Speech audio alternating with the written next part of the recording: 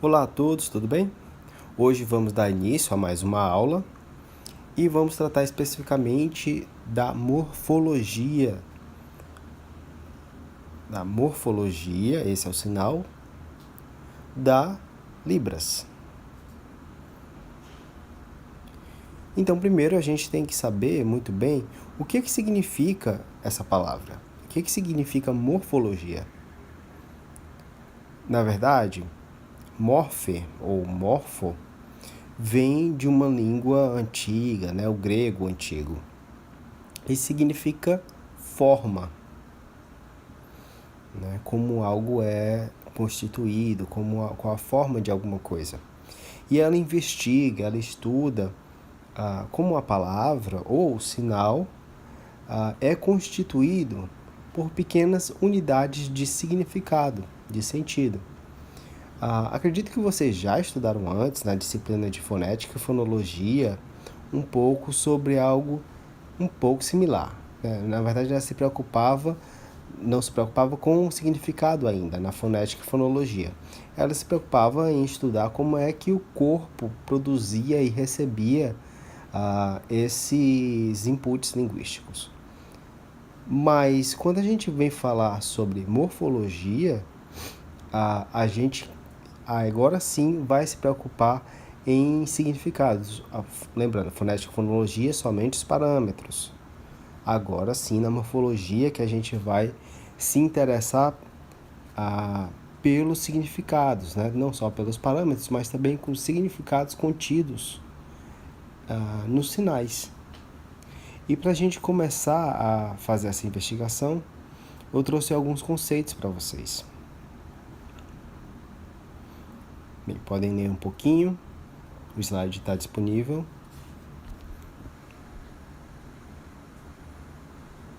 Então, a morfologia, ela vai investigar como a palavra ou o sinal é constituído por pequenas unidades de significado, de sentido. Então, cada uma dessas unidades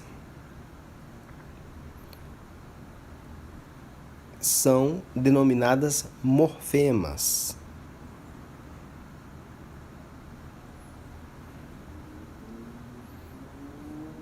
Esse é o sinal para morfema.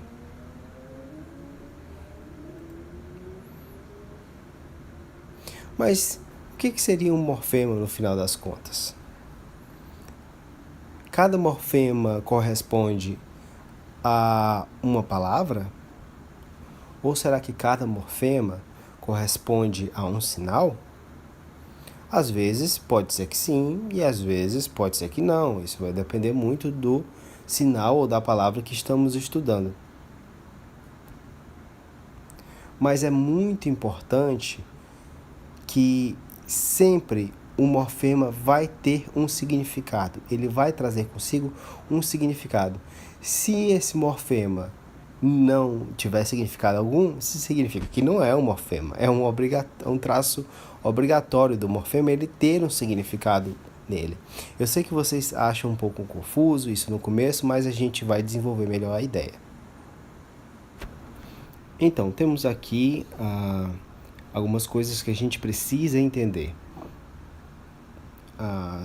Não interessa se é uma palavra, ou um sinal, ou o que a gente chama de léxico. Muita gente confunde um pouco esses conceitos. Fiquem calmos que a gente vai aprender também no decorrer da disciplina, vai ficando mais claro. Mas é importante entender que toda palavra, toda unidade lexical, ela possui um radical. Esse é o sinal de radical, nesse contexto. Então, todos os sinais e todas as palavras possuem um radical. E esse radical é a parte principal, o elemento principal que carrega o significado dessa palavra, desse sinal. Então, outro conceito que a gente precisa trazer é de raiz e radical. Alguns autores fazem uma distinção entre esses conceitos, mas outros autores não acham interessante e dizem que são conceitos muito próximos ou até a mesma coisa. Vejam só alguns exemplos de palavras do português. A gente tem aqui, por exemplo, infelizmente, a palavra principal está destacada aqui, né? Feliz. E temos afixos, né? Um prefixo e um sufixo. Então, infelizmente, significa algo que não é feito prazerosamente. Desgosto significa o contrário de gosto, de felicidade. Casinha, a gente tem com esse prefixo, com o sufixo inha, a gente tem a diminuição do tamanho da casa. E a gente tem, por exemplo, reler, que significa ler de novo. Tem refazer, que significa fazer novamente. E estudante, esse sufixo ante, ele remete a uma pessoa, né? Ou seja, estudante é um aluno, aquele que estuda. Vejam só essa palavra. Nossa, muito grande ela. Inconstitucionalissimamente. Vejam quantas partes compõem essa palavra, né? A principal delas se remete à Constituição do nosso país. E esse in dá a ideia de contrário, algo que vai contra a Constituição. E também temos alguns sufixos que mostram que é um advérbio, por exemplo.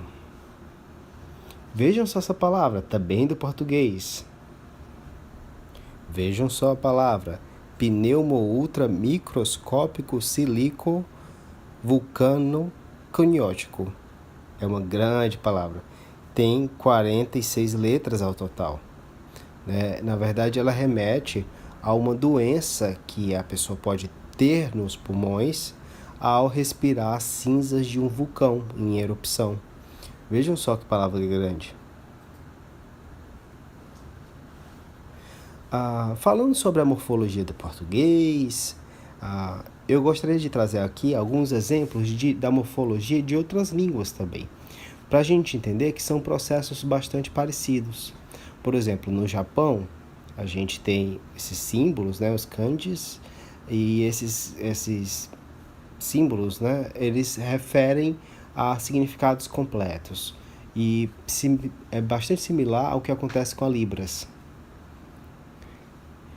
Então, por exemplo, esse significa árvore, e na medida que você aumenta o número de kanjis, ele significa outra coisa. Pode parecer um bosque. Se você utilizar o mesmo símbolo 3 vezes, ele passa de uma árvore ao significado de floresta. Então, floresta tem muitas árvores. Temos aqui outros exemplos. A árvore mais habilidade, e ela se torna madeira. O significado de madeira.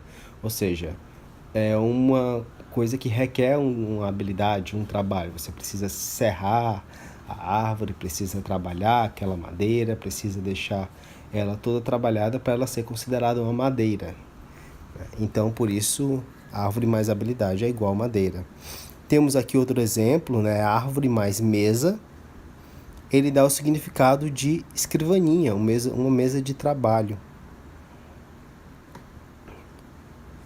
Então, veja só como a composição desses símbolos faz com que ele tome um significado novo. Então, os morfemas são as unidades, né, mínimas de significado das palavras. Então, ele obrigatoriamente traz um significado. Mas é importante a gente notar que na língua de sinais existem processos semelhantes. Às vezes, um sinal tem somente um morfema e às vezes ele pode ter mais de um morfema. Por exemplo, casa é um sinal de um morfema só. Apenas um, olha só. Não dá para eu separar, dividir em duas partes o sinal. Ele é simplesmente esse. Flor também só tem um morfema. O sol, apenas um morfema. Não dá para dividir em alguma parte, dizer que essa parte tem um significado, essa parte outra. Livro também só um morfema, caneta também só um morfema. Cada um desses sinais é constituído de apenas um morfema. Mas veja outros exemplos aqui, que é possível a gente fazer um novo sinal adicionando novos morfemas. Por exemplo, chaminé, eu faço primeiro esse sinal de casa e depois esse segundo sinal. Então, sabe, a chaminé, onde tem fogo, né, dentro da casa, na lareira, precisa de uma chaminé. Então, primeiro eu faço o sinal de casa e depois eu faço esse sinal aqui no telhado da casa. Ou o sinal de espinho, eu posso fazer o sinal de flor e posso fazer depois esse segundo sinal, que remete ao espinho. Então, se eu fizesse só o segundo sinal, ele não ficaria claro. Primeiro eu faço flor e depois eu faço o sinal de espinho. Sol, eu também posso criar um novo sinal, por exemplo, óculos de sol. É um novo significado. Ou biblioteca, primeiro eu faço o sinal de livro, segundo eu faço esse sinal que remete à biblioteca. Também posso utilizar o sinal de pincel, de marcador, de quadro branco. Primeiro eu utilizo o sinal de caneta e depois eu utilizo o sinal que especifica que eu estou falando de um pincel de quadro branco, não é uma caneta comum. Então, quando a gente fala de sinais compostos, isso fica bastante claro. Por exemplo, escola, você vê que é composto de dois sinais. Ele acaba se tornando um sinal só, um significado só, mas tem dois, né? Primeiro é o sinal de casa e é o sinal de estudo. E aí forma o sinal de escola. Outro exemplo, igreja. Ele também é um sinal novo que é composto de dois outros sinais. De casa, primeiro, segundo, cruz. Também temos o sinal de tia. Também é composto pelo sinal de tio ou de tia neutra, e depois você marca o sexo da tia. Vou falar que é mulher. Tia, mulher. E também temos alguns outros sinais que acontece a incorporação, por exemplo, 2 horas. Já está pronto, já está lá aquelas informações todas em um sinal só. Você não precisa fazer o sinal de horas depois, ou R$3. Quanto é isso? R$3. E já está incorporado ao sinal, você não precisa fazer o sinal de reais depois. Ou, por exemplo, nós 4 ou 4 pessoas, já está muito claro que está se referindo a 4 pessoas. Ele já incorpora essa informação. Não dá para a gente separar. Por exemplo, falar de 2 horas, ou de R$3, ou 4 pessoas. A gente pode utilizar tudo em um sinal só. E isso a gente chama de incorporação.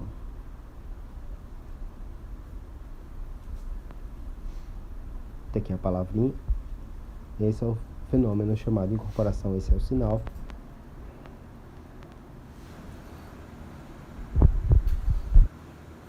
Também é interessante notar que, às vezes, pode acontecer um fenômeno parecido com o que a gente já estudou em fonética e fonologia, dos alofones. Lembra disso? Às vezes, um sinal pode ser produzido de diferentes formas. Por exemplo, o sinal de problema. Posso fazer o sinal assim, com a mão em L, as 2 mãos em L, ou posso fazer esse sinal assim, com o polegar fechado. Viu? Problema ou problema, não tem problema nenhum. Casa com a mão em B, com o polegar fechado, ou casa com a mão aberta, com o polegar estendido, não tem problema algum. O fone vai ser compreendido da mesma forma. E isso são os alofones. Mas aqui a gente está falando de morfemas. Então a gente está falando principalmente de significados. Então, às vezes, o mesmo significado vai aparecer diferente de diversos sinais. Os sinais vão ser diferentes, mas o significado vai ser o mesmo. Por exemplo, a gente tem o sinal de aterrissar. Digamos que um avião aterrissa. O que é isso aqui? Qual o significado que meu braço traz? Esse braço aqui. Ele traz o significado de chão. Ou então, em outro sinal, por exemplo, ficar em pé. Veja só esse sinal. Antes eu estava com a mão assim, virada para baixo, a palma virada para baixo, agora eu estou fazendo com a palma virada para cima. Mas o que significa isso, a palma da minha mão? Significa chão. Então, se eu fizer o sinal de modelo também, o chão volta a ser o dorso do meu antebraço. Então, dependendo do sinal, o significado continua sendo o mesmo, mas o morfema aparece de diferentes formas.